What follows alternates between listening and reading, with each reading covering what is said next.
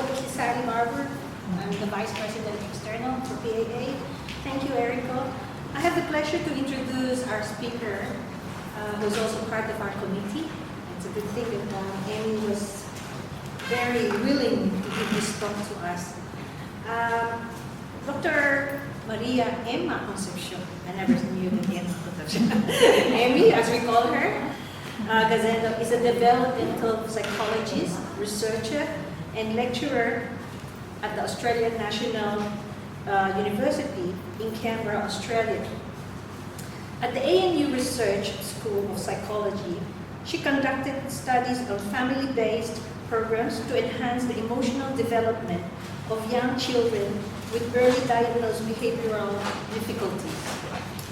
She is currently affiliated with the University of Research School of Management, where she lectures on youth career development issues. Before migrating to Australia in 2010, I think she met Joseph. Amy was chair of the psychology department at the Ateneo de Manila University and executive director of the Ateneo Wellness Center. She is a graduate of the University of the Philippines in the Bachelor of Science Psychology and graduated with magna cum laude. And the Ateneo de Manila University with master's degrees in assessment and measurement.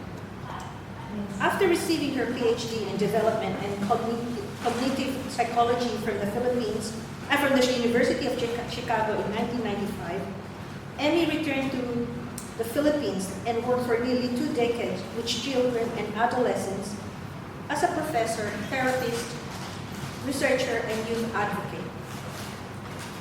For her distinguished scholarly work, she was honored with an Outstanding Young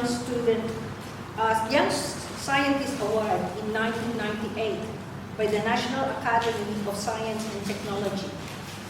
She is the author and also an editor of 5 books, including How We Raise Our Sons and Daughters, Child Rearing and Gender Socialization in the Philippines, published by UNICEF. Her latest writing about the lives of Filipino youth in their own voice, with Rafael Brian, was a finalist for the 2010 National Book Awards Youth category. Now, Amy is happily settled in Canberra with her husband Joseph. Joseph's there, standing, if nobody knows Joseph. A former classmate from Philippine Science High School. She is also a breast cancer survivor, an expert at solving crossword puzzles, a beginner gardener, and a loving tita to 12 nieces and nephews. Please join together and let's give a welcome to Amy. Thank you very much, dear Sally. She's really a friend of mine. Thank you for that very nice introduction. And good evening to all of you, dear PAA members and friends. We are truly delighted that you could join us tonight in this forum. So thank you very much for your presence this evening. As we all know, there are 2 monumental public health crises taking place around the world today. One is COVID, okay, and the other one is a mental health crisis. Okay?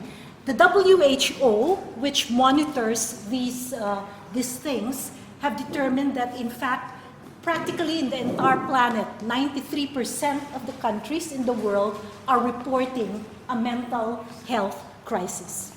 Now, what do we mean when we say mental health crisis?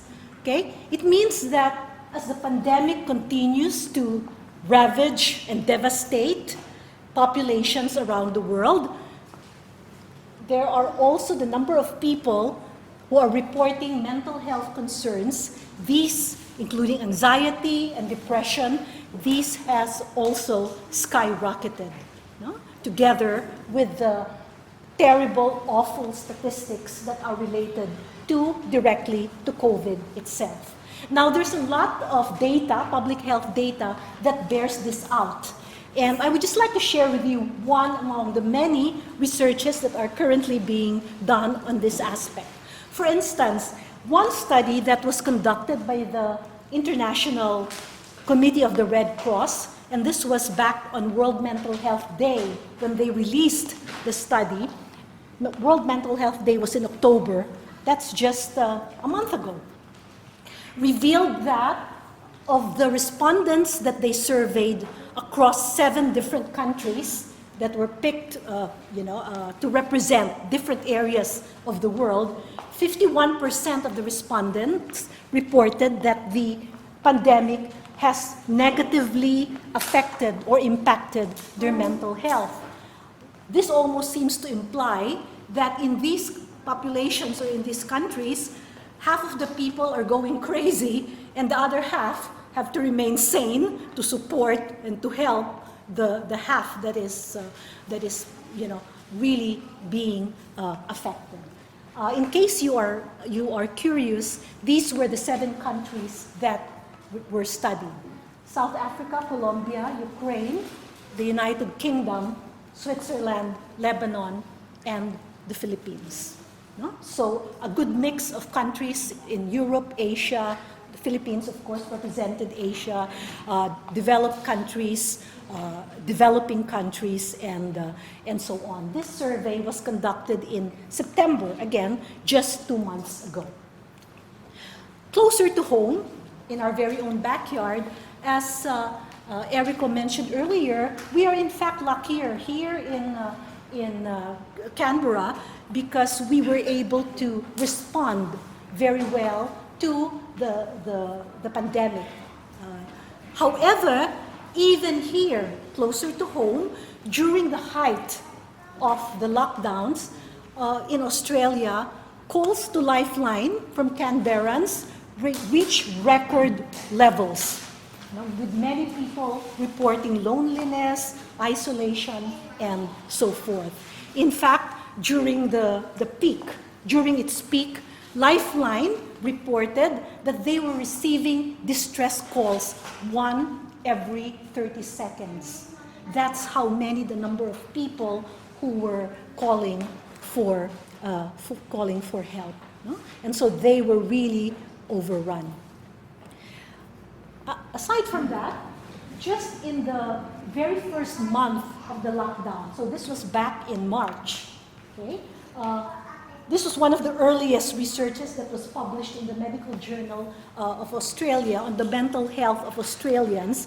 So this was just the very first month of the lockdown. Already, you have almost a third of Australians reporting that they were depressed. 21% were anxious. 60% were mainitin ang ulo, very irritable. Okay, and very sadly, 15 out of 100 people at that time were even saying that they were better off dead. And this was just the first month.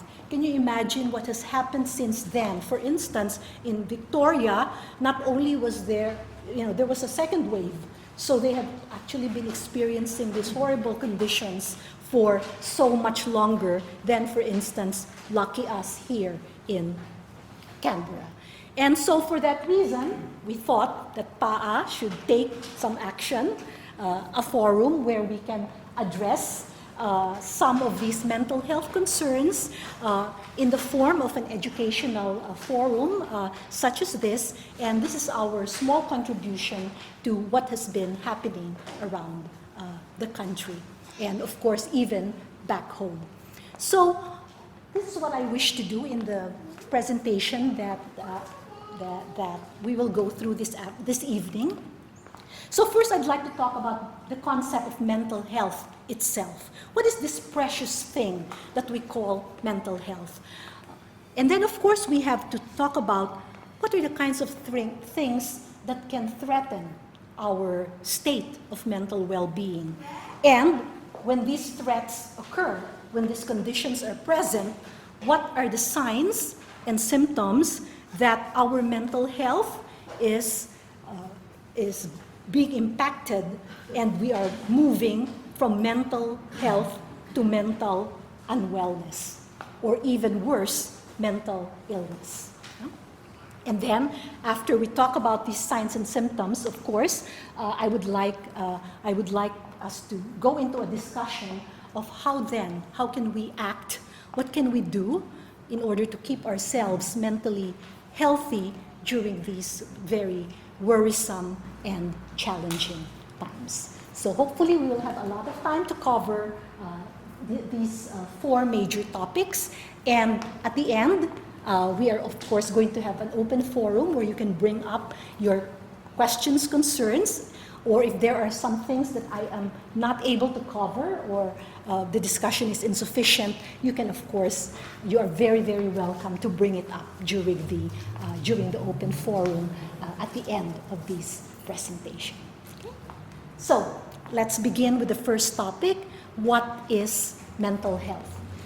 Obviously, libraries, hundreds of books have been written to define what mental health is. That is what we as psychologists have to study and to assign to our students. So how does one define such a very complex concept? Okay, so I would like to use a very simple definition that will allow us to go to the heart of the matter. No? So it won't be too academic. No? We don't have time for that in a 1.5-hour forum. So I'd like to use a simple, elegant definition that, again, goes back to the World Health Organization. Okay? So the World Health Organization simply defines mental health as a state of well-being where a person feels good and also functions well in this world. Okay? Very simple definition. Of course, it has subtleties and ramifications, which we are going to be discussing, but I like this, because it tells us that mental health has two major ingredients.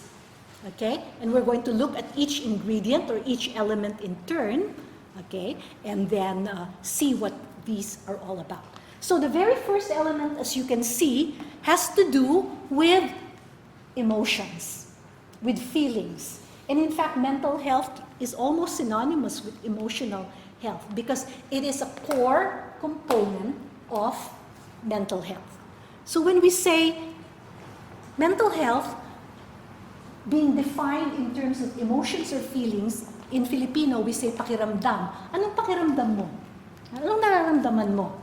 No, it's as simple as that. No? So, mentally healthy people, how do they feel? Well, simply, most of the time they feel happy, they are cheerful, no? Okay? They feel generally satisfied with life. Okay? You will notice that that's number one. That's that first aspect of feeling or emotion is hedonistic, diba? It refers to the pleasure that we feel in being alive. No? So it's focused on ourselves. No? Nakatuon sa sarili. Anong pakiramdam mo? No? But that is not enough. Okay? This is just the first emotional aspect of mental health. Okay? People who are emotionally and mentally healthy are also able to express affection and love to other people. So it's not just focused on the self. No? Okay? Mentally healthy people are not narcissistic. You know? They just don't want to feel good for themselves. They are also able to extend warmth, love, affection, compassion, and empathy for others. So, ito yung, again, in Philippine culture, we say this is pakikipagkapwa. No? Marunong tayong makipagkapwa. Hindi lang tayo going around na masaya, nakangiti, feeling good and high about ourselves. Okay, the third emotional aspect of mental health has to do with the so-called sense of spiritual well-being. Okay, now WHO defines spiritual well-being in this way. No? It's the feeling of being connected to something beyond oneself. No? You might call it God, you might call it a higher power. Okay, a sense of meaning or purpose. or feelings of peace or transcendence. Now, again, according to the WHO, these feelings are of course facilitated by perhaps being part of an organized church or religion, but that is not necessary. Okay? What is important is that people feel, that they are living meaningful, purposeful lives, whether that comes from their faith or comes from their ethical belief system. Okay, that is what is important. Okay, so these are the three emotional aspects of mental health. You feel good. Okay, you are able to empathize and be compassionate to other people, and then you do feel a sense of purpose and meaning in your life, which can come from many different sources. Okay. But, okay, again, going back to the WHO definition, feeling good is just the first ingredient. There is a second ingredient, okay? Not only must you feel good, you have to be able to function well in the world, okay? Because again, a drug addict can take an upper and feel good, okay? But be at home and not have a job or and so on. That's not being mentally healthy. So feeling good is an important component, but it is just one half. The other half is that mental health is also defined in terms of our ability to fulfill our multiple roles in life. The different things that we have to do. So of course, what is the opposite of the lack of healthy functioning? Okay? It is being dysfunctional. And so dysfunctionality is a very important criteria for psychologists who are assessing whether somebody is mentally healthy or not. And again, when we talk about healthy functioning and being able to perform our roles well and successfully, we usually assess 4 different domains of functioning. Kasi nga, multiple ang roles natin sa buhay, di ba? So, kailangan natin tingnan lahat yun. We have to look at all of these different domains or areas of functioning. The first would be, for most of us, because we work. Most of us are adults who are working. And of course, if we are not working, when we're talking about students, we're talking about academic functioning. So the first component is the occupational or academic aspect. So, in terms of mental health, the question becomes, nakakapagtrabaho ka ba o nakakapag-aral ka ba ng maayos? No? And if the answer is yes, yeah, I'm competent, I'm productive at school, at work, and no matter what my job is, whether you're a cleaner, a lawyer, a doctor, a nurse, you feel that you're able to contribute to the community. So your academic or your occupational functioning is okay. Then again, what would be the opposite? What would be the opposite of that? Okay, it is when people, if the answer to that is no, hindi ka nakakapag-aral o nakakapagtrabaho ng maayos. So what are some of the signs of this? People who are often absent or late. They're non-productive at work. Even if they come to work, they're distracted, they're inattentive, they miss deadlines, their work quality is low. For most students, usually a sign that there is something happening to the students' mental health is, of course, when they start turning in poor quality work or they start failing their courses.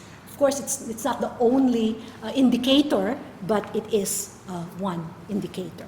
So that's the academic or occupational aspect. Nagagawa mo ba yung trabaho mo ng maayos? No? And so on. Okay. The second aspect of functioning that is also very, very important is interpersonal functioning. No? Kumusta ka sa kapamilya mo o kaibigan, kasamahan sa trabaho o eskwela? Because mentally healthy people are not only able to work well, they are able to maintain good relationships. No? They do not isolate themselves or socially withdraw or disengage. They feel like they belong to a community, hindi sila palaaway, and so on. They're not hostile or aggressive in interactions with others. So, mahusay silang makitungo sa ibang tao. No? So, interpersonal functioning is a very, very important aspect of mental health. Again, maybe you are familiar with or you have met people who are high functioning at work. They're very productive, but they are bullies, or they're horrible people to work with. Okay, so the interpersonal realm might not be that good or that okay. No? Thirdly, another aspect of functioning is how we are able to take care of ourselves. Okay, so this is called self-care. No? Naalagaan mo ba ang sarili mo? Again, it's possible that a person might be very high functioning at work, but, is neglecting himself or herself. Okay? Are you eating healthy meals regularly? Are you getting enough sleep? Are you not abusing nicotine, alcohol, other illegal substances? Okay? In terms of physical hygiene, personal hygiene, okay? That's something that psychiatrists and psychologists in fact look at. No, is this person, if you've been wearing the same pajamas or the same clothes for 2 weeks, hindi ka na nagsusuklay and so on. Again, these are signs or these are indicators that may contribute to our concern for what you're going through. So that's the third aspect of functioning. And then finally, again, very, very important, because this is related to the first ingredient, is emotional functioning. And this is also something that we call coping. No? So, the question that we ask here is, kumusta naman ang kakayahan mong harapin ang mga hamon sa buhay? In other words, how are you able to cope with the challenges that most of us experience even on a daily basis? If we say yes, usually these are some of the positive indicators. No? When we are faced with new situations or people, we are confident. Our attitude towards life is usually hopeful or optimistic. When things go wrong, we don't blame ourselves, okay, too much. Sometimes we have to take accountability and so on. No? Are we able to set goals for ourselves? Do we have relatively good self-esteem? All of these are important components of emotional functioning or coping. And there is a word that is often used to describe what it means to have good mental health in terms of emotional functioning.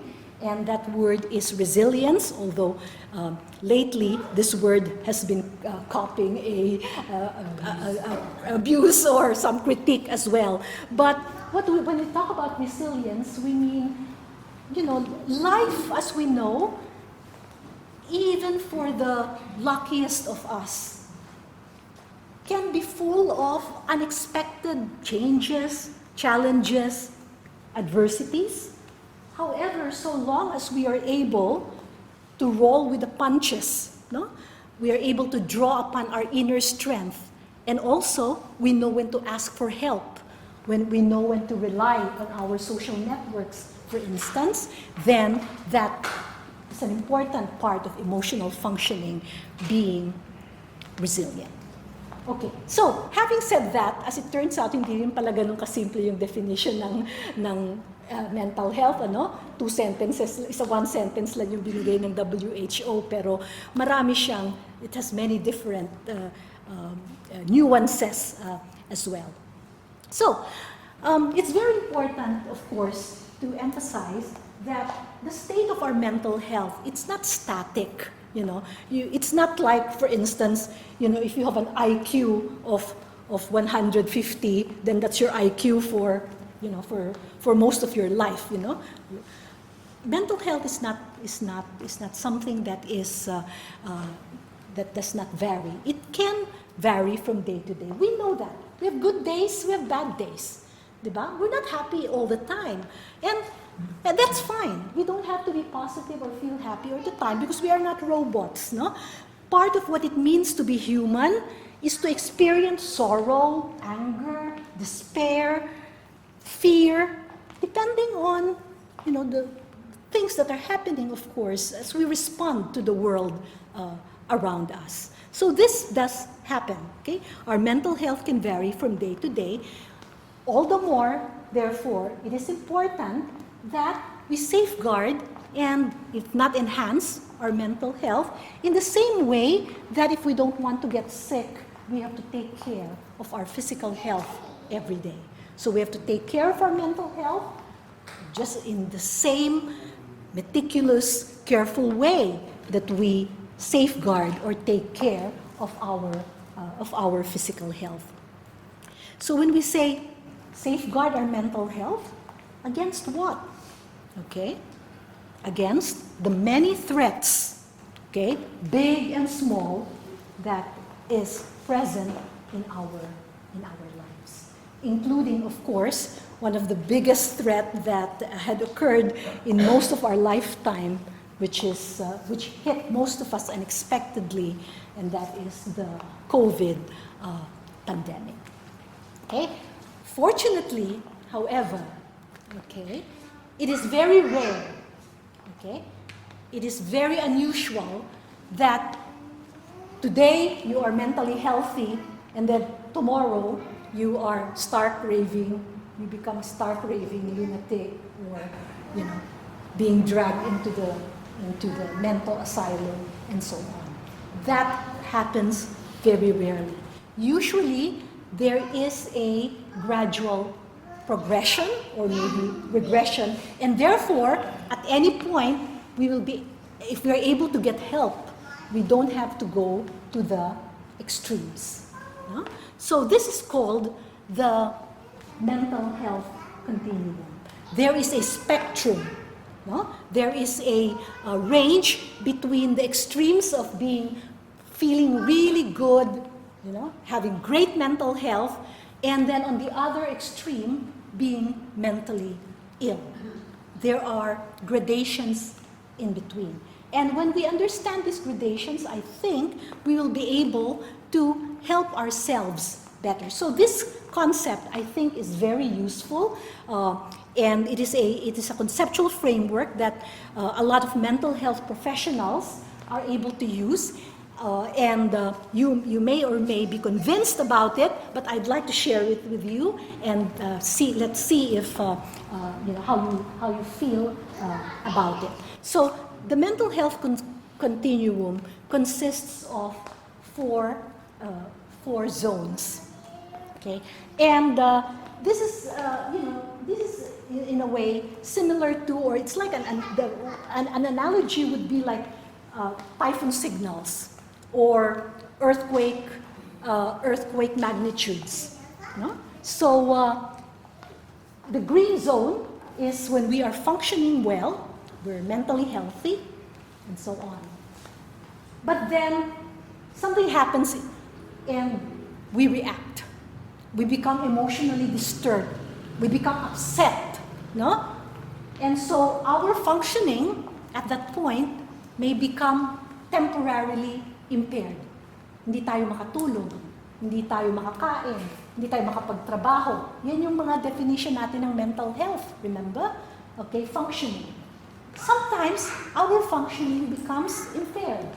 Okay, but in the yellow zone, when we have become mentally reactive, this is temporary. Once we are able to get rid of the threat, okay, then the mental disturbance or the emotional upset can reverse and we go back to feeling good again. Huh? From yellow, very easy to go back to green if we have the tools to be able to do something about our emotional reaction. Okay? However, okay, Unfortunately, there are situations in life where the threat is so great that we are wounded. You know, we are scarred, we are injured. So this mental injury is the orange zone, and when this happens, our functioning is not just temporarily impaired, it is significantly impaired. And just like with a physical injury, we need help. Okay? And when we are able to heal the injury, again, we can return to normality or to normal functioning.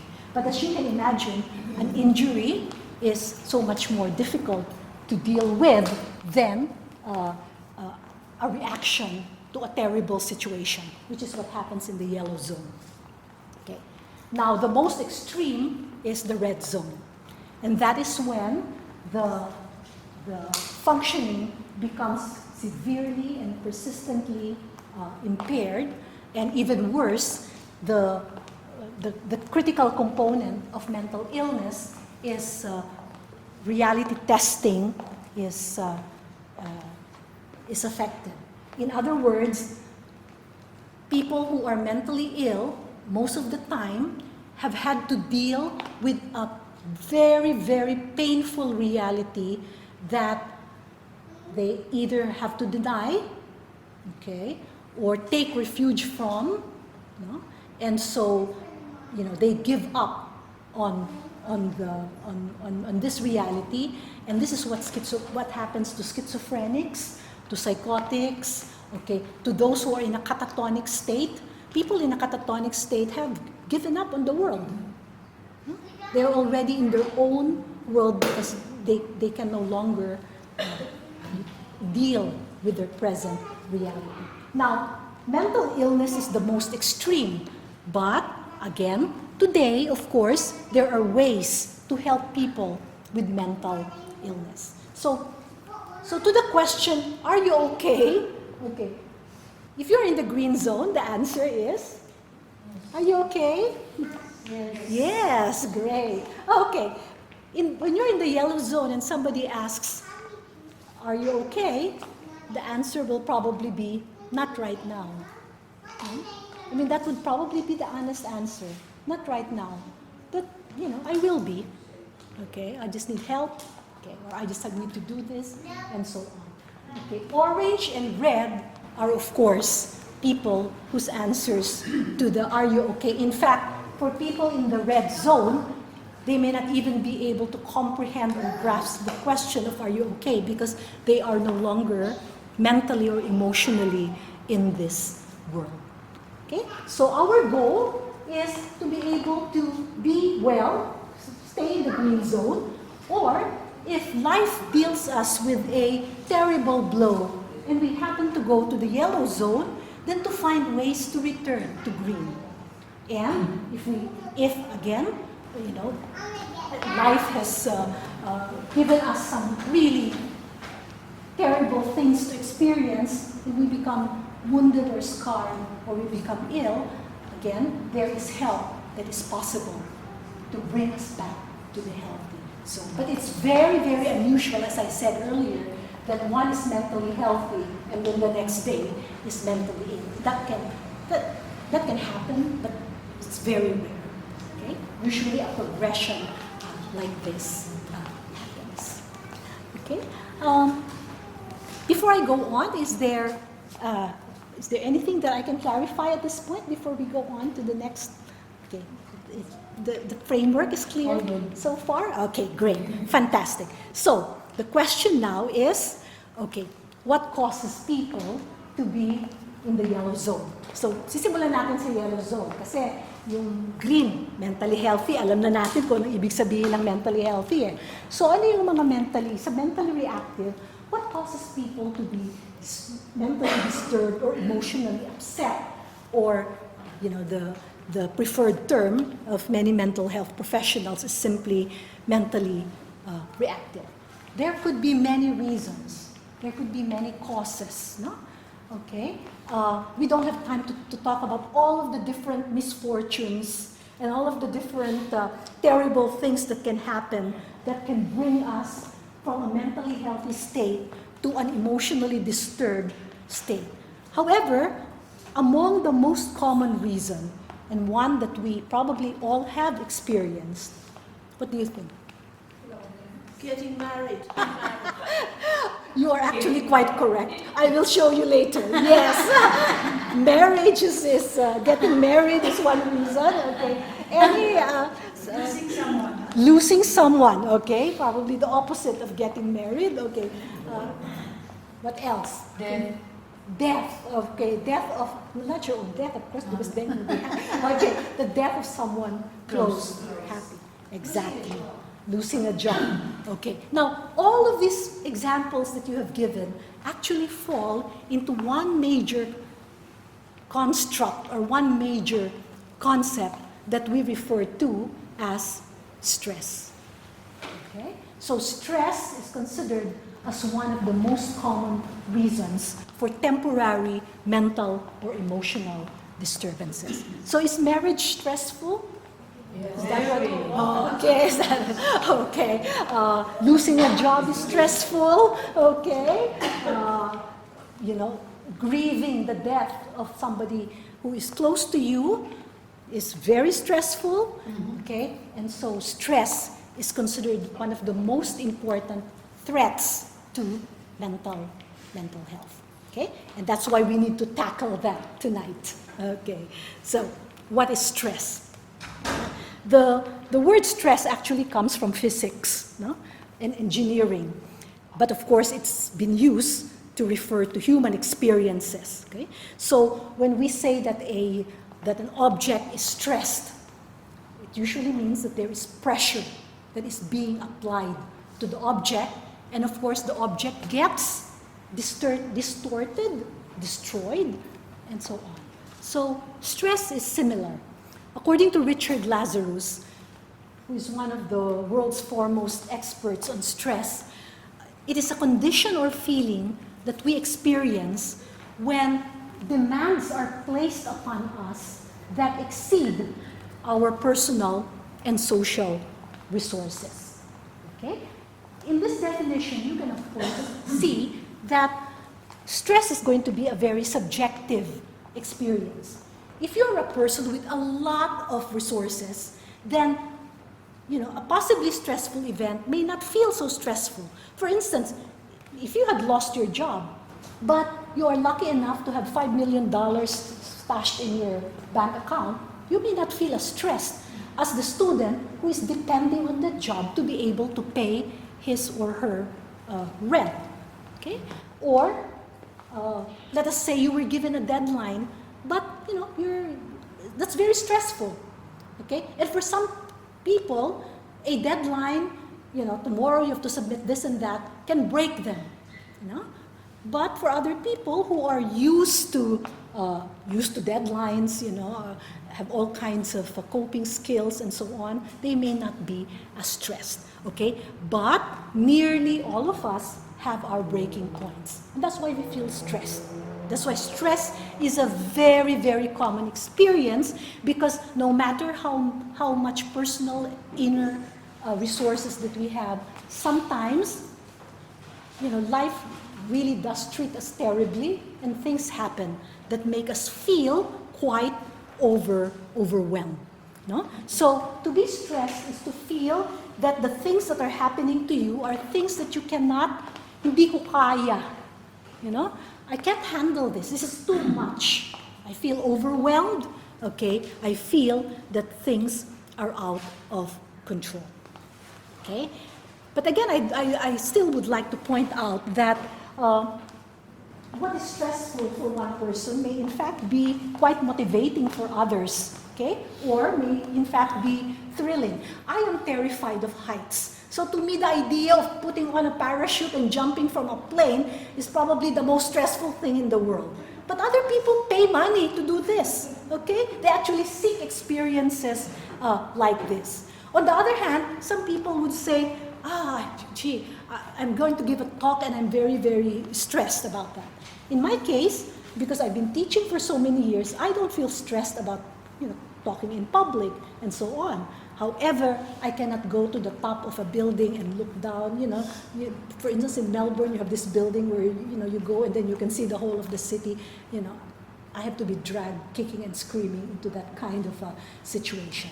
So stress is defined, stressors and stressful events are defined very differently for very different people. However, there have been attempts by psychologists and mental health professionals to come up with some kind of a metric, to come up with some sort of a way to look at our common stressful experiences and measure them.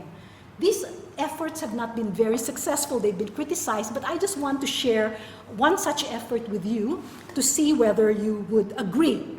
So this stress scale came from two psychologists in the United States by the name of Rahay and Holmes, and they did an empirical study, survey, and so on, and they found out that there are certain events that are commonly held to be stressful, and then they asked a huge number of people to then rate these stressful events to see which ones, to be able to put them on a scale as to which ones are most stressful and so on. And guess what? On a 100-point scale, okay, so you see the Lita, tama, no? Death of a spouse is considered to be the most stressful event ever. It's 100, it's worth 100 points on the stress scale. So most people seem to be really, really, of course, grieving for a spouse. Getting married is 7. It's worth 50 points. Okay.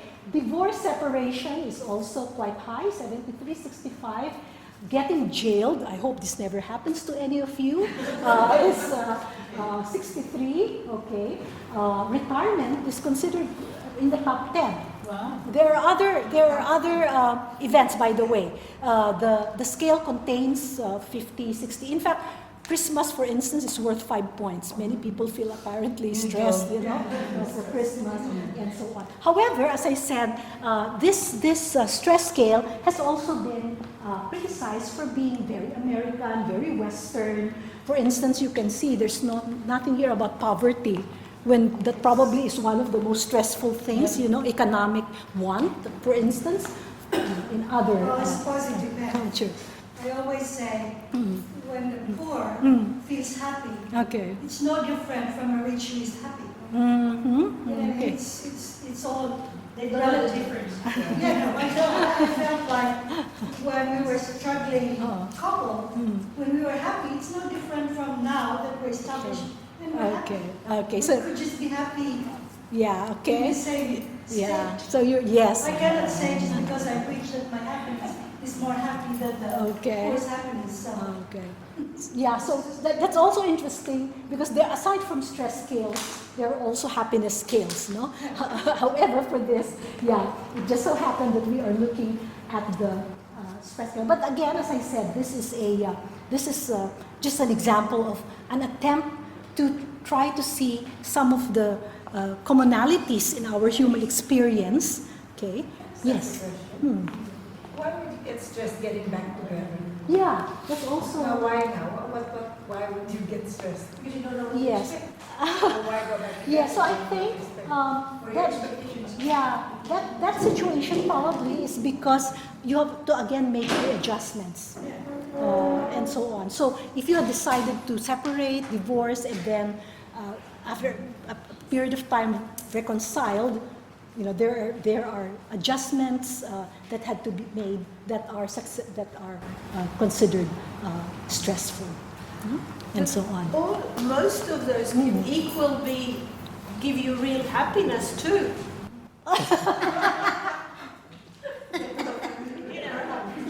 Yes.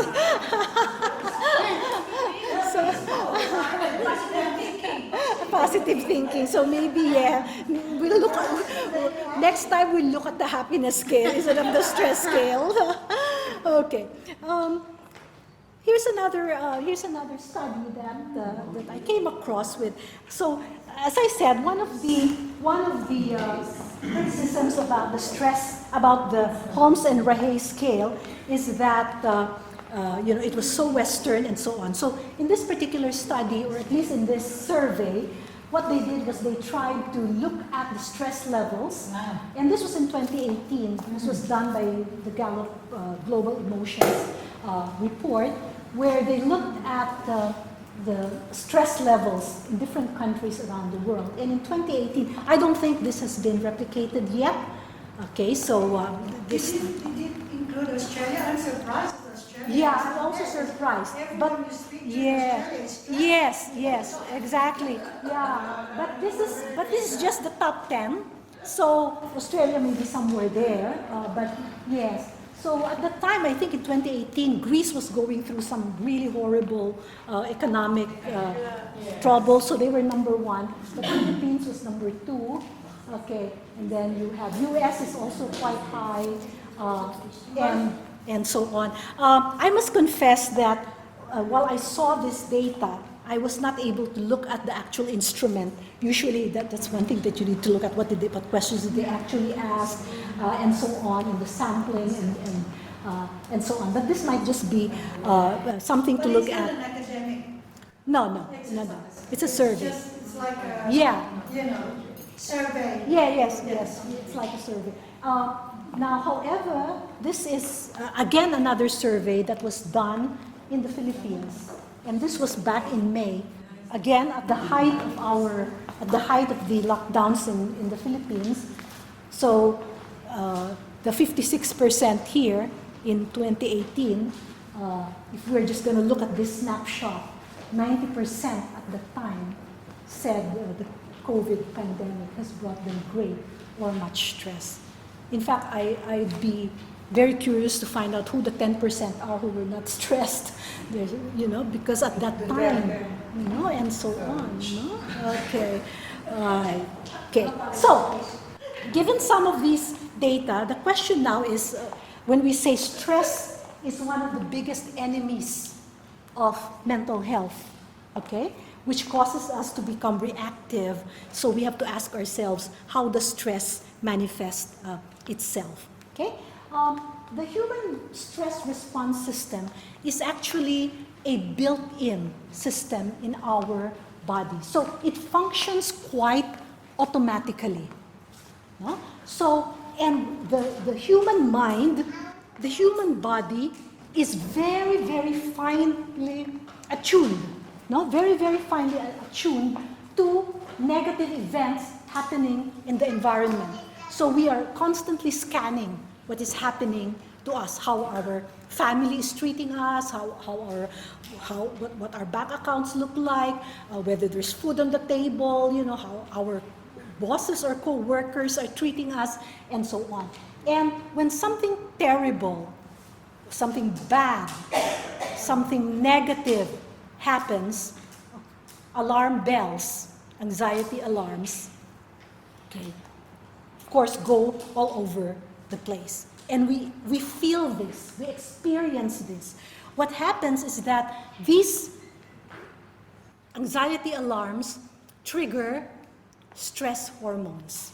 And these stress hormones will then affect our bodies in ways that we almost, not entirely, but we almost cannot control. Because it is automatic, it is built in. It was created by evolution to protect us, actually. So there are many stress hormones, but the two that are most common or most popular, you probably heard of them. You know what these two most popular or most common stress hormones that are secreted by our body when we experience stress? Yes, adrenaline and cortisol. No? Yeah. And what does adrenaline and cortisol do to our body, to the entire body, in fact? So many things. No? It will increase our heart rate. It will increase our blood pressure. It will decrease our digestive system activity, because when you are stressed, eating is not your, digesting is not the priority of the body. No? Your liver converts glycogen to glucose so that you have a spurt of energy, okay? And your lungs will dilate. So you can take in more oxygen and so on. And this happens, as I said, almost automatically once you detect a threat or an event in your environment that is perhaps harmful to you. And what does the stress hormones do? They make you get ready to react. Kaya sabi nga natin, mentally reactive tayo at this point. Because our bodies then react to the threat. And what can our body do? It can either try to fight the perceived threat, it can run away from it, or, it can freeze. Now, you might say, bakit tatlo lang? Now, this is because, as we said, this came from evolution. No? And in the past, the kinds of threats that human beings faced when they were still hunter-gatherers had to do with a lion or a tiger, a predator, in which, your actions are either to stand your ground and fight, or, slip away, escape, or to freeze so that the bear or the lion will not notice you. So, what are some of the signs that your body is getting ready to fight or flee? Okay, dilated pupils, trembling, rapid heart. These are all effects of cortisol and adrenaline. So, in other words, this automatic stress response is very adaptive and quite positive because it gives us energy to be able to fight the threat that is right in front of us. However, in today's world, it's very rare that we will have to fight tigers and lions and so on. Usually, the stress has to do with a very demanding boss, or an unfaithful husband, or losing a job, and so on. And teenagers, etc., or a toddler throwing a tantrum, and things like that. And when these stresses occur repeatedly, what's happening to the body? So these stress hormones keep on circulating, and it will have very negative effects eventually. No? So when the stress becomes acute, severe, and we experience overload, or maybe the stress is not very great, maliit lang na annoyance, pero araw-araw, every day, minute by minute, nandoon yung annoying, annoying person or whatever it is. So this creates build-up. No? The body, mind, spirit gets exhausted, and serious negative consequences will arise. Okay, so how do we know that these consequences are taking place? So these are the signs of that you are already in the yellow zone, the mental activity. No? Okay, so low energy, fatigue, feel very tense, you have digestive problems, effects na to ng cortisol and adrenaline buildup, no? Headachy, these are the physical symptoms. Trouble sleeping, okay.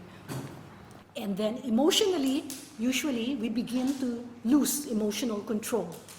We become mainitin ang ulo, impatient, irritable, nervous, anxious, sad, worried, and so on. So these are the emotional symptoms usually. How about in terms of cognitive? Okay, cortisol also affects the frontal lobes. And this is the part of the brain that is responsible for our so-called executive function. So if the frontal lobes are affected, then we become forgetful, we are unable to concentrate, and so on, and our productivity or work performance can be affected or can be decreased. So these, in its entirety, these are the signs that we are getting stressed out. And of course, We are moving from the mentally healthy green zone to the yellow zone. The good news is that if we have good mental health to begin with, when we find ourselves going to the yellow zone, okay, most of us do have abilities and tools and instruments to be able to cope. No? So we can do things to move us back to the green zone. And again, the key to this is resilience. Terrible things can happen, okay, bad things can happen, but we can bounce back. We can become strong, healthy, successful again, happy again, even after something bad is happening if we are resilient. Okay, the problem is, of course, as we said, when the stress is relentless and for some reason, okay, for that it may be a very novel situation, a new situation, and we are unable to cope. And that is really the bad news.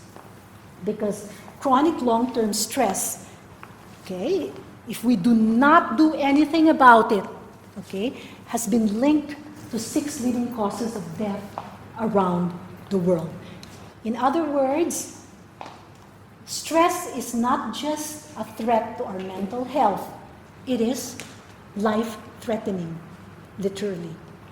It can kill us, and that is not a hyperbole. No?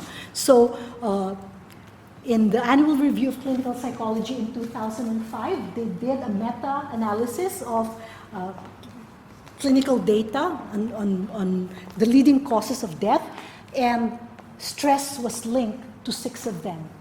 Okay? Number 1 is, of course, heart disease, cancer, liver ailments, lung ailments, accidents. Why do you think highly stressed people are accident prone?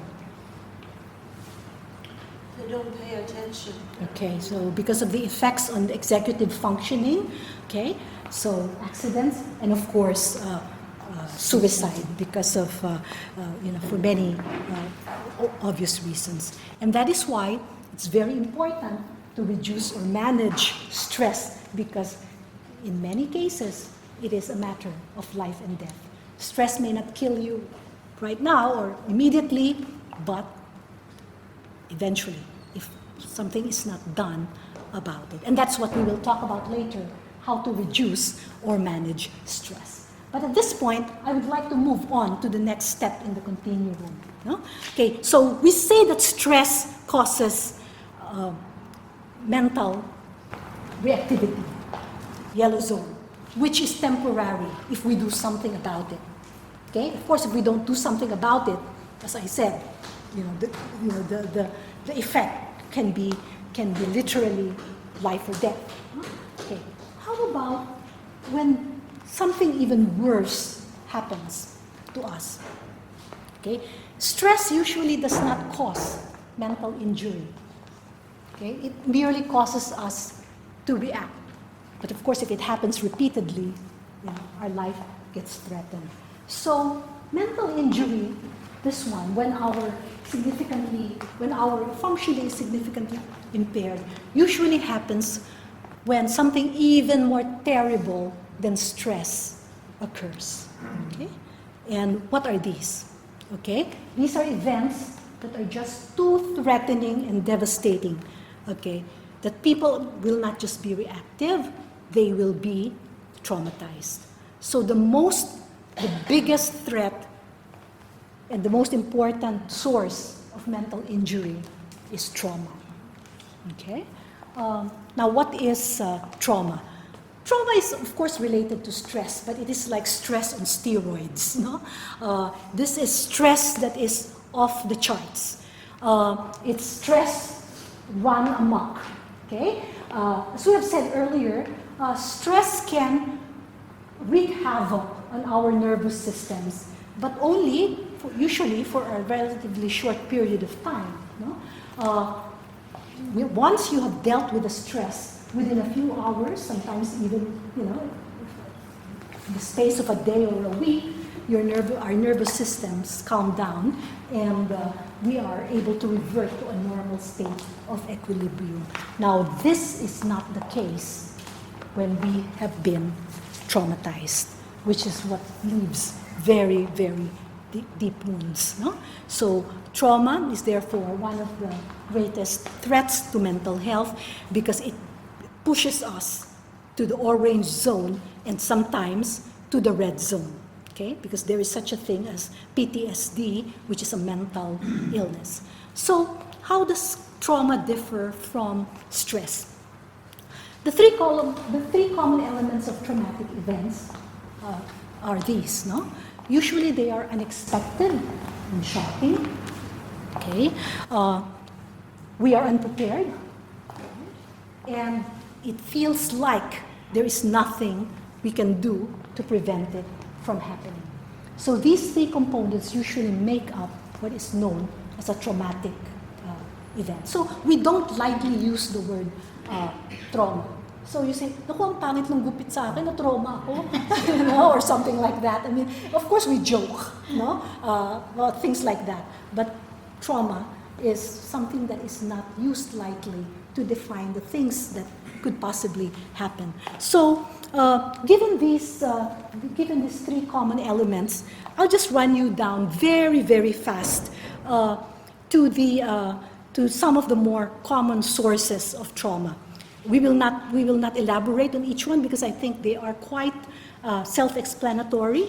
Okay, so a very common source of trauma is natural or man-made disasters. Okay, experiencing terrible earthquakes, typhoons, floods, fires, and so on. So this is a traumatic event that afflicts many people around the world. Of course, serious bodily harm. Children and adults who have been physically assaulted or abused, this is of course a very traumatic event for them. Sexual assault, rape, incest, molestation, other forms of sexual abuse is also of course a major source of trauma. Trauma was actually first studied among soldiers returning from the wars. So wartime experiences, whether the soldier himself or herself sustaining combat injuries or witnessing carnage and other fatalities. Okay.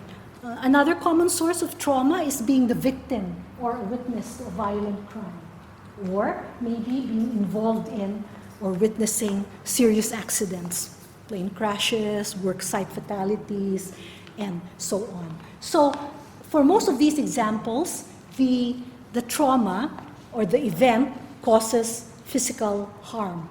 But harm does not have to be physical. People can also be traumatized by a very significant breakup or the loss of a significant relationship. So that can be traumatizing as well because losing, I mean, there are many conditions. I mean, there are many circumstances in which this loss can happen. Just to give an example, I mean, it's very, very hard to lose a child, I would imagine. Okay, one of the most painful things that can happen. But if the child is murdered, okay, that's even worse. I mean, that will be very, very, very traumatic for the parents, and so on. And of course, there are also certain situations where the psychological harm has to do with you being humiliated in public, no? And so on, or having a very, very deeply disappointing experience. So it can also create trauma. And finally, trauma the harm that you experience can be vicarious, meaning to say, hindi kinakailangan na ikaw yung nasaktan. No? Sometimes just really witnessing disturbing, harmful, violent events can be traumatic as well. So, for instance, you know, the doctors who are treating these COVID patients. I remember,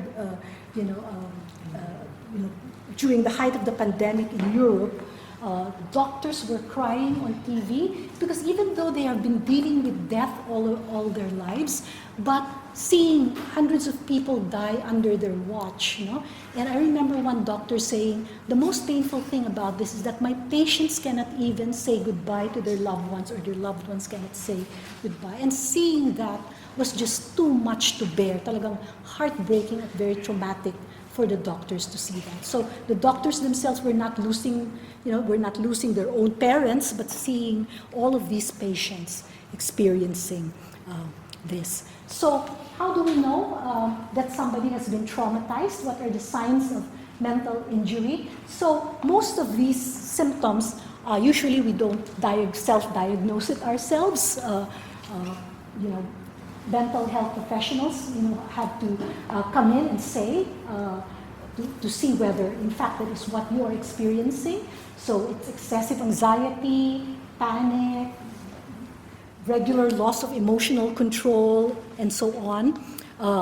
Just like with stress, there are also cognitive behavioral signs, fatigue, impaired decision-making, taking risks, inappropriate aggression, and of course, there are severe functional impairments when one has been traumatized. Some people, in fact, are unable to work. They'll have to take a leave and so on.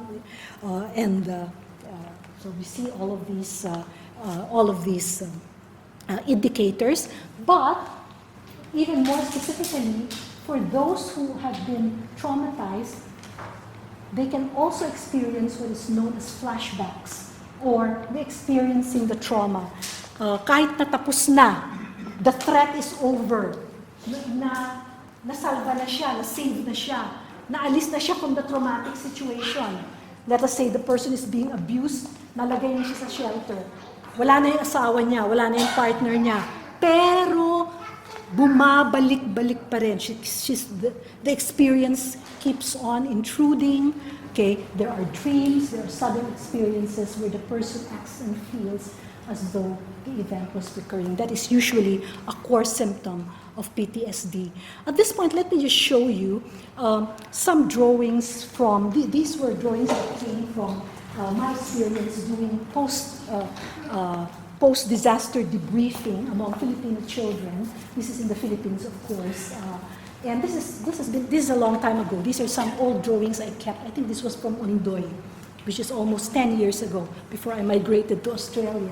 So in these art therapy sessions, the children feel compelled to keep on drawing what they have been through. Okay? Paulit-ulit nila yan na tinadrawing. There's a pig there, and so on.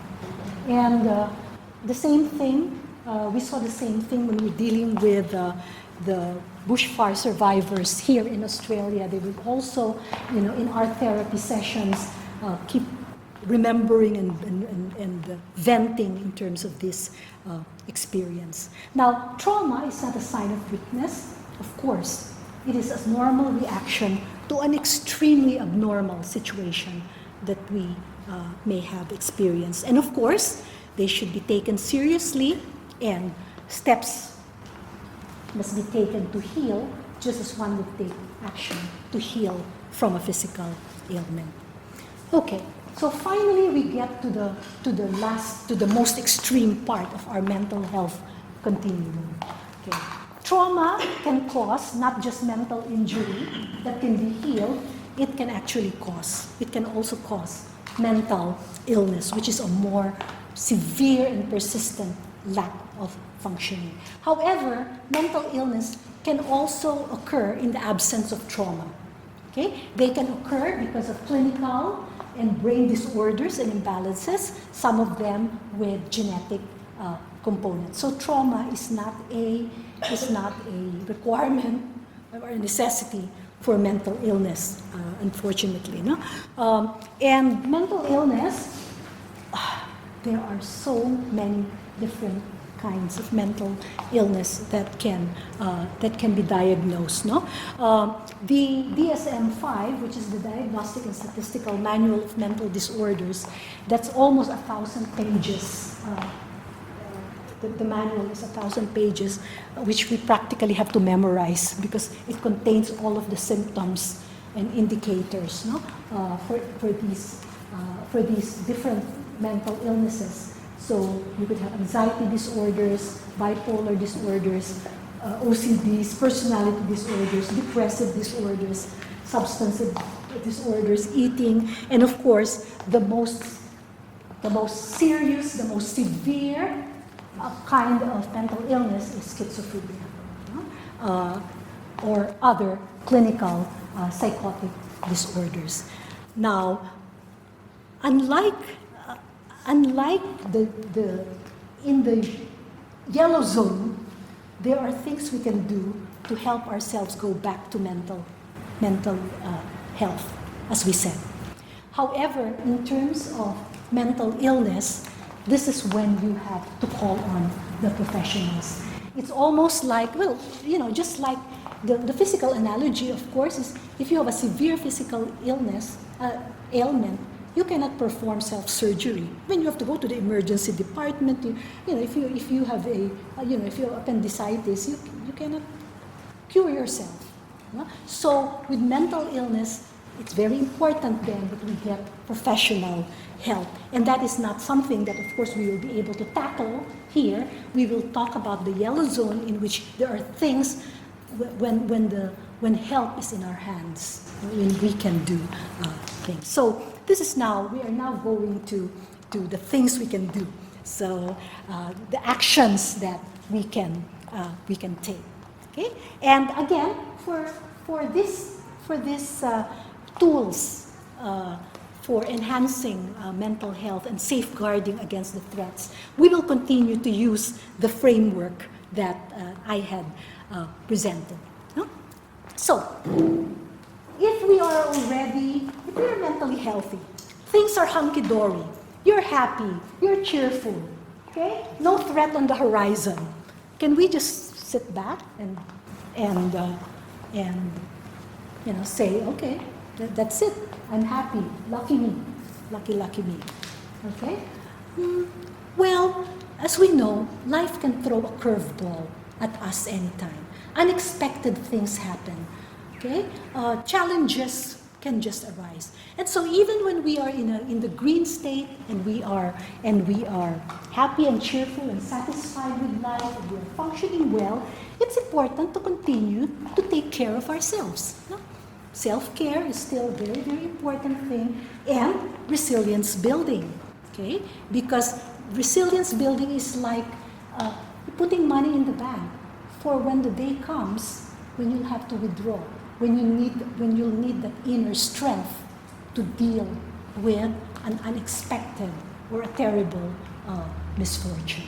So self-care and resilience building is something that we can do even when we are in the mentally healthy zone. And what are some of these self-care and resilience building activities that we can do? Well, some are really, really very basic. Because when I talked earlier about the stress response, we know that there is a very intimate relationship between mind and body, and therefore healthy living is a very, very important core component of enhancing or improving our mental health. So, you're happy and everything, but it's still important to eat a balanced diet, get enough sleep, get regular exercise, weight control, okay, and of course avoiding stress so we do not go to the yellow zone. So healthy living is a very, very important component of simply taking care of our mental health. But there are other things, no? Other ideas for keeping our mental health in good shape. Lifelong learning, no? Learning new things, skills, acquiring new hobbies, or digging up old hobbies that you haven't done for a while, okay? Taking mental health breaks, giving yourself time for fun, relaxation, joining in community activities, because remember, part of mental health is interpersonal functioning. No? So being connected to friends, feeling that you're contributing to the community, volunteering, helping others. One of the best highs, as we probably you know this, no? One of the best things to make us feel good is being able to help others. So volunteering, helping people in need, and of course participating in ACT-wide or nationwide mental health initiatives such as the RU. Okay, cherry picking, we're going to have one in, I'm going to advertise it just next week, so join us, not only will you get to eat cherries, you'll be taking care of your mental health, okay? That's part of keeping our mental health in good shape. Okay, so these are the things that we can possibly do when we are in the green zone. Nako, paano naman kung napunta na tayo dun sa yellow zone? Nag-react na tayo. Meron ng masamang nangyari. A terrible thing has happened. We are stressed out, and so on. Okay? Now, what do we do under those circumstances? No? When unfortunately we are now in a mentally reactive state, we are emotionally disturbed, we are upset, and so on. Okay, at this point, maybe self-care can help, but you have to be more proactive now. We have to do stress management, and if hindi talaga natin kaya, there is no shame, there is no embarrassment in terms of asking for support. Getting help, getting psychosocial support. So at this point, some of the stress management techniques or strategies we can actually do ourselves. We just have to learn how to do them. But in some cases, we may be confused, we may be overwhelmed, we may not know what to do, and that is why we need to go and get psychosocial support. So, stress management, in a nutshell. According to psychologists, there are two major forms of coping with stress. Okay? One is the so-called emotion-focused coping, in which when you are stressed and disturbed, you deal with that feeling. You try to change the way you feel. Of course, you first have to acknowledge that you are feeling that way. The second form is problem-focused coping, in which what you do is you focus on the situation, the external conditions that led to the stress, and then you do something to change the external condition. Okay, the important thing to remember is you can do one or the other, or both. You can do it simultaneously, you can do it sequentially, okay?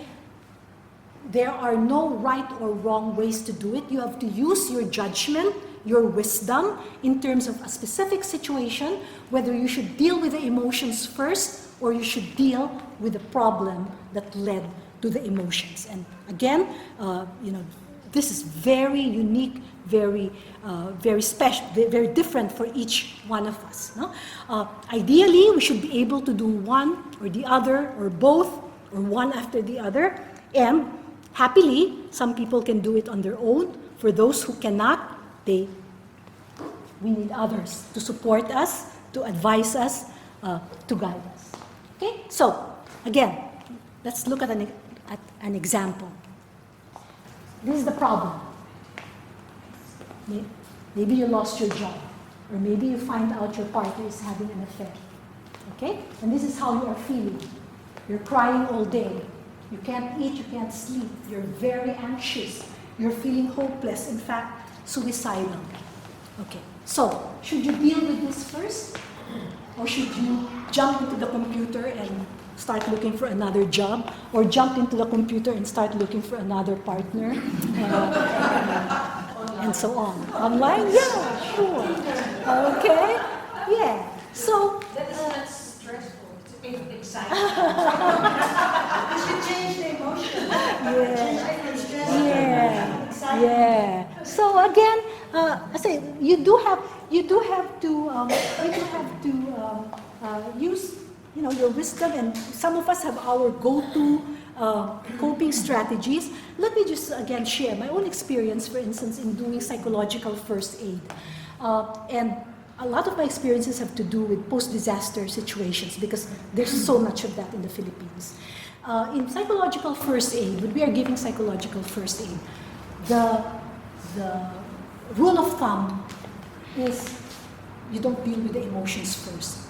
You deal right away with evacuating the people, the children, make sure they are safe. Even if they are crying, you don't go to a disaster area and start counseling the people and empathizing. No, you get them to a safe place, so you do problem-focused coping. You get them to a safe place, you give them water, and so on. So you deal with the problem first. And many of us have been in situations, maybe not post-disaster, but at home, where something, a very stressful situation happens, and you feel yourself, or you deliberately say, you set aside your feelings and deal with the situation right away. No? In the office, for instance, your boss is screaming and so on, so you do what you need to do in order to solve the problem, and then when you get home, that's when you lock yourself in your room and scream, and so on. So, mamaya yung feelings. Okay. However, there are also some situations where you cannot solve the problem if you're hysterical. So you have to calm yourself down. There are situations where you need to cry for a day or two, and that's okay. You just tell yourself, okay? Or you can say, tonight I'll just watch Netflix, and tomorrow will come, and tomorrow I will start looking for a job. But tonight I will sit on my couch because I want to feel better. I want to calm myself down. Okay, I want to, to be able to clear my mind. So the point again here is that you can, depending on the situation that you find yourself in, you can deal first with the problem, or you can deal first with the emotion. So if your decision, or if what you want to do is to focus first on your emotions, well and good. So how can we change the way we feel? Okay, we can change the way we feel by targeting the three major elements of an emotion. Every time we experience an emotion, anger, fear, embarrassment, shame, guilt, okay, distress, okay, the emotion is accompanied by three elements. Certain thoughts that you have that are related to the emotion, internal bodily reactions, okay, because emotions bring about bodily reactions, no? Diba, pag nagagalit tayo, umiinit yung ating cheeks, and so on. Pag natatakot tayo, if we are afraid, our throat gets dry, and so on. And then, of course, the subjective feelings themselves. So, if you want to change your emotion, you can either try to change the thoughts that go with the emotion. You can try to control the bodily reactions that go with the emotions. You can try to change the subjective feelings that go with the emotions. And again, you can do a chow mein combination. 2 out of the 3, or all 3, or just 1, and so on. Again, it is up to you depending on what you are good at. So, how do you change your thoughts? Okay? You reframe or change your outlook or perception or meaning or interpretation of the event. For instance, if your boss is bullying you or screaming at you, and you're thinking, I am such I'm such an incompetent person, or I am such, or my boss hates me. So those thoughts, of course, make you feel very bad. Okay? Not only because of his actions or her actions towards you, but if you reframe it and you say, the boss is doing this because, okay, what's a good reframing? What's a good way to alter your interpretation? Or this because he's an idiot. Yes, okay? Yes, very good. That's one way, and immediately you'll feel better. It's not me, it's him. It's him, okay? This person is very insecure, that's why he's doing this to me. Because his name is Donald Trump. And so on, no? So being able to change our framework, being able to change our outlook, enables us to change our feelings. Okay? And, this can, the kinds of thoughts that we have, of course, differ depending on the situation, but there are certain general outlooks that can change a lot of feelings that we may have, negative feelings. What are some of these? What are some of these positive outlooks or perceptions or attitudes towards the world that can help mitigate the feelings that we have, negative feelings that we have? One is gratitude. One is the attitude of abundance. No? Another would probably be the attitude of optimism. Okay? So these kinds of mental frameworks or mindsets help us to deal with our emotions because we're able to interpret events differently. Instead of looking at things pessimistically, we look at things with hope. Instead of looking at things from a despairing perspective, we look at it from the point of view of the things we are grateful for and are blessed with. No? Another perspective that can help mitigate a lot of negative emotions is humor. No? Okay? In many cases, just trying to look at the positive, humorous side of things can temporarily alter the way we feel.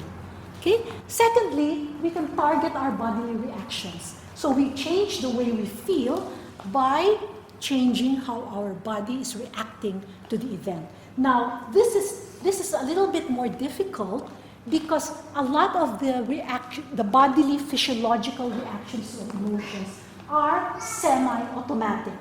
However, we can learn to control or even alter even our automatic responses. No? So what are some of the techniques? Some of them are very ancient. They go back to very old religious traditions, going back to meditation, breathing exercises, mindfulness, biofeedback, prayer, and then for some people, unfortunately, they can only control their internal bodily responses with the help of certain kinds of medications. But that could help as well. So meditative rituals, yoga, and other kinds of exercises like this, going into the zone, can alter our state of consciousness, clarify the mind, and so on. So that's another target. We can change the way we think, and we can change the way our body is reacting to the stress. And then thirdly, the third component of an emotion is, of course, the subjective feeling, yung pakiramdam. So how do we change the way we feel? Again, all of us can develop a smorgasbord of options. It's up to you, no?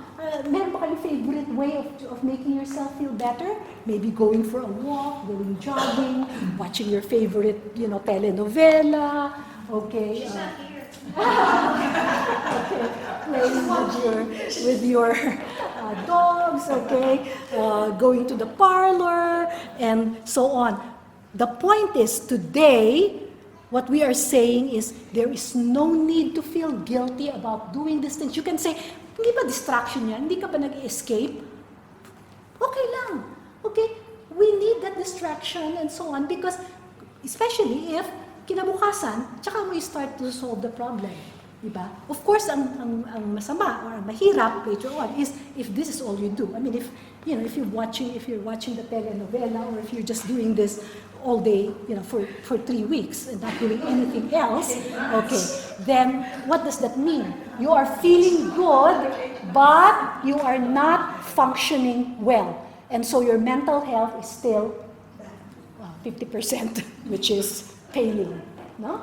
And so on. But today, okay, especially in the face of all of the stresses that we are experiencing under COVID, I think we all have, permission now to follow our joy. Look for the things that make us happy, indulge in them, do not feel guilty about them, because of course when we are joyful and happy, we're able to also share that with others. Okay? But kalahati pa lang yan. Okay. Kailangan, at some point, we will have to deal with the actual source of the stress. Okay? And this is when we need to do problem-focused coping. We have to change or fix the situation, because watching the telenovela will not fix the boss who is still a bully, the partner who is still unfaithful, the bank account that doesn't have any money in it, and so on.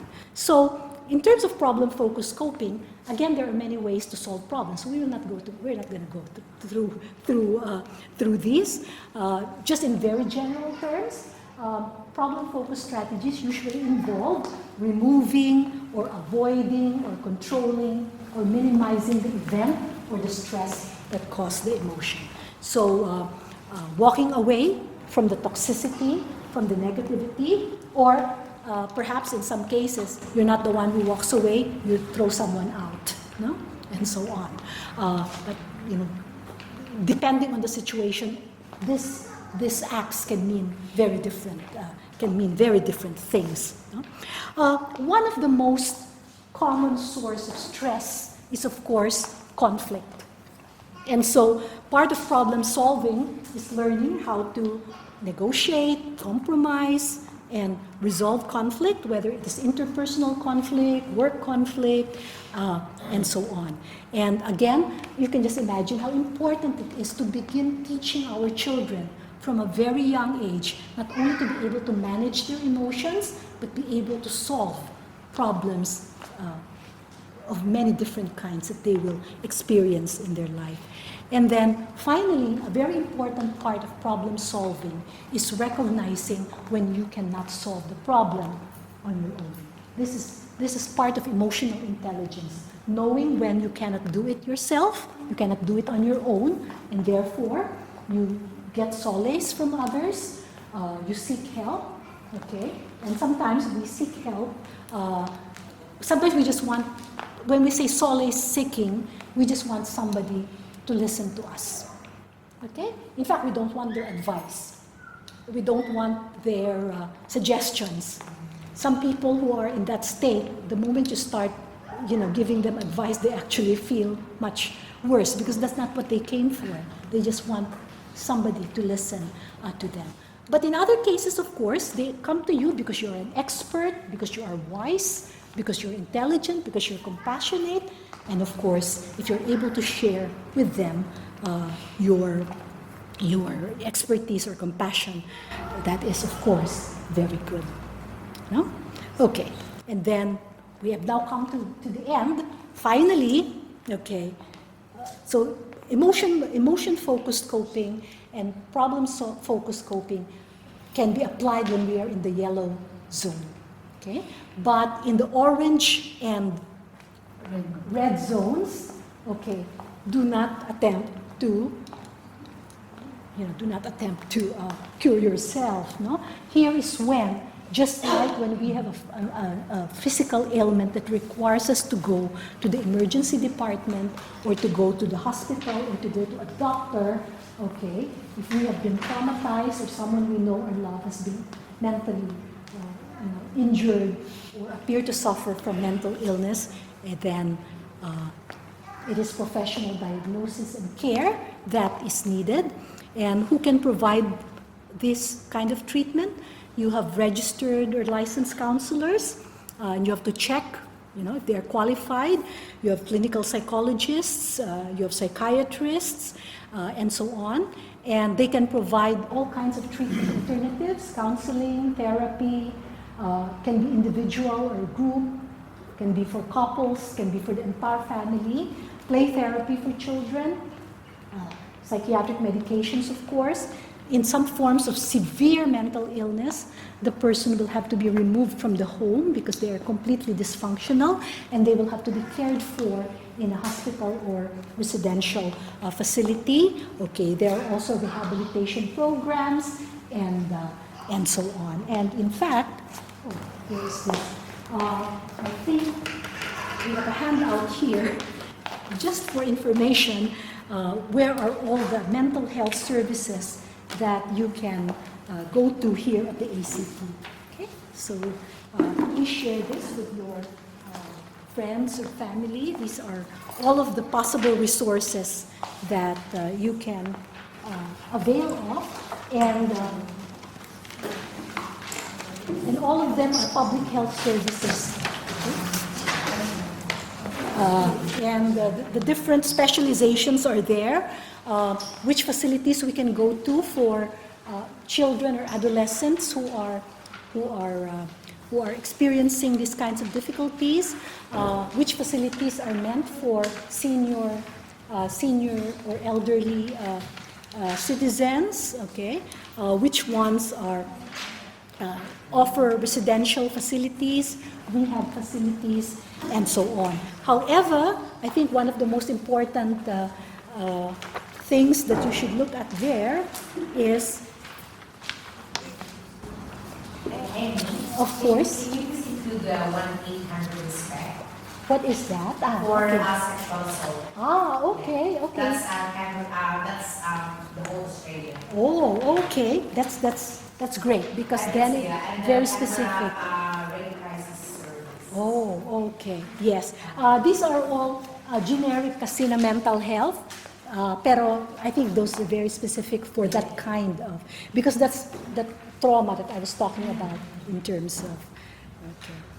So, to recap now, okay, taking care of our mental health is essentially being kind to our minds, being kind to ourselves. You know? And this self-compassion, self-kindness is needed more than ever today. And being kind to ourselves is not selfish. Okay? We take care of our mental health for our own sake, of course, but we also do it for others. Okay? When we take time to replenish our spirit, it allows us to serve others from the overflow. And who are the others that we serve? Our loved ones, our families, our friends, our community, and so on. Because we cannot serve when we ourselves are empty. We cannot pour from an empty cup, so it's very important that we fill our own cups, and then let's fill each other's cups as well, so that all our cups will be overflowing with kindness and joy. So, all the best, and maraming salamat for your attention.